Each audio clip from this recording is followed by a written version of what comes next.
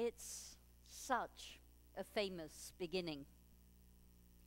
It says, "When you enter the land that the Lord your God is giving you as a heritage, and you possess it and settle in it, you shall take some of every first fruit of the soil which you harvest from the land that the Lord your God is giving you.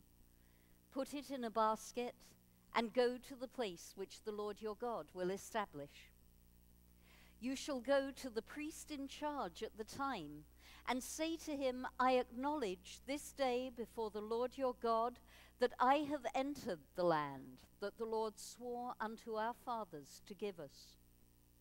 The priest shall take the basket from your hand and set it down in front of the altar of the Lord your God." As I read this text over again this week, when the synagogue is swinging towards the High Holy Days and Rosh Hashanah is peeping over the horizon, I ask myself whether there are additional lessons for us in that harvesting, that basket, that fruit, and that's what I'd like us to consider today. Let's take it piece by piece. When you enter the land that the Lord your God is giving you as a heritage, I'm struck by the fact that this is a ritual of entry. It marks the end of a cycle of wandering, the beginning of being at home. It's not an immediate ritual. The land first has to be possessed and then settled. But once that work is done, a moment arises that has to be marked in some special way. The parallel here, I think, is to the month of Elul, the month in which we currently stand in our calendar. For the past 2 weeks, 3 weeks nearly, we have been blowing the shofar every morning except on Shabbat, marshalling our thoughts towards the season that is coming. We might already have begun to plot our spiritual course for this time using reading or contemplation or attending classes in order to bring the best of ourselves, a focused part of ourselves, into the High Holy Days. Or we may have been so busy that we can't yet turn our minds to them, in which case this lesson of settling and possessing before entry is timely. We still have a week in which to carry out that work of possessing and settling in order to be ready for the ceremony that is to come. The text continues, "You shall take some of every first fruit of the soil which you harvest from the land that the Lord your God is giving you. Put it in a basket and go to the place which the Lord your God will establish." Let's notice first that the prescription is very exact. We are to bring some of every first fruit, whether we like the taste of it or not, whether the crop went well or the fruits have come out misshapen or ugly. Some of everything is what has to be brought. And the rabbis prescribe, furthermore, that there is no fixed amount. Your lumpy potatoes, your slightly misshapen carrots, it all comes along. By analogy, when we prepare ourselves to enter the High Holy Days, we shouldn't be leaving bits of us behind. It cuts both ways, actually. We shouldn't forget that we might be bringing along some habits that we wish we didn't have. And we also shouldn't forget that we are, as the Hasidic rabbis teach us, the sons and daughters of a king, princes and princesses. Our flaws, our gifts, everything comes along in the basket for Rosh Hashanah. The fact that we bring everything, though, doesn't mean that we bring it randomly. We have to lay what we have in a basket for transportation.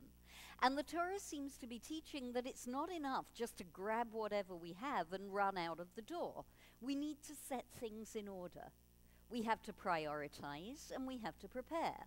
If we're going to bring everything in a basket, it's not a good idea to put the grapes in first and then put the melons on top.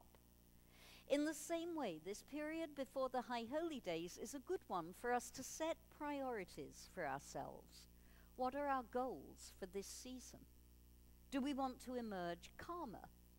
Would we give up happily on karma if we could just be sweeter? How about renewed? Do we want to be renewed? Does that come first? Whatever our priorities are, we need to take the time in this coming week to arrange and direct ourselves for the season that is coming. The basket is then taken to a particular place, the place that God has chosen to establish. Once upon a time, that place was the temple which drew every citizen from across the land to it to make this offering, which could not be made by an agent.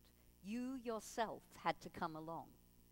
In the same way, for us, there is a center around which we gravitate at this season. There is something inherently meaningful about making our offerings, our personal offerings for Rosh Hashanah and Yom Kippur, with people who are doing the same. And maybe this is the magnetic pull. Maybe this is what draws our people towards synagogue at this time of year more than any other time. Regardless, whatever that pull is, we come together. So to recap thus far, in this passage, the Torah is teaching us that we must first be settled. Only then can we begin to assemble all of the disparate parts of ourselves that we will arrange and bring, metaphorically speaking, into the High Holy Days. The Torah continues, "You shall go to the priest in charge at that time and say to him, I acknowledge this day before the Lord your God that I have entered the land, which the Lord swore unto our fathers to give us. The priest shall take the basket from your hand and set it down in front of the altar of the Lord your God." Up until now, the ritual has been a personal ritual, but when the priest enters the narrative, then we have a moment of encounter of the other, one-on-one. We acknowledge to them that we have made the journey, and now we are here, and they respond to us. And we can understand that transaction in a number of ways, metaphorically speaking, and the joy of metaphor is that there is no right answer, and no one way is better than another way. And so I invite you to put yourself into the narrative. Who is the priest to whom you are coming this High Holy Days? Is it somebody real in your life to whom you owe an apology? Is it God, or whatever you understand by God? Is it a part of yourself that you promised to nurture at this time last year but somehow failed to do? Who is the other for you? Who is the one to whom you come to acknowledge the path that you have been walking? And I suggest that it's the answer, our personal answer to that question, that final part of the text, that really provides the springboard for us into the High Holy Day season. Where are we as we walk this path? What is going to be our entry point to Rosh Hashanah? Will it be our relationships? Will it be our connection to God? Will it be our conflicted self? What is our kavanah? What is our intention for this season? What do we want to repair? And I have one more observation by way of a postscript. The Bikurim ceremony, the ceremony of first fruits that we've been talking about, takes place in a number of stages. Entry to the land is not a one-stop process. And we are so used to the patterns of the Jewish year that we might not see what others perceive. That despite the fact that Rosh Hashanah is called the head of the year, Rosh, the head, Hashanah, the year, it's something of a stuttering beginning. It's a day, and then there's another day. Rosh Hashanah has to be 2 days long. The rabbis call it a single long day, a Yama Arichta. Then There's something else on the 10th day. Then there's another break. Then there's another festival. Then at the end of that festival, absolutely on its heels, there is another festival. And I think there's a consolation implicit in this structure. It's teaching us that what we might not manage to do on one particular day, we get another try. If Rosh Hashanah doesn't quite gel for us, if the feelings don't quite work, we can try again on another day. We can always try again. And as we enter our cycle of beginnings once more, I wish us focus and inspiration and courage, so that once this season has ended, we can each say to ourselves what our ancestors said to the priest: I departed, and I have arrived. Shabbat Shalom. Shabbat Shalom.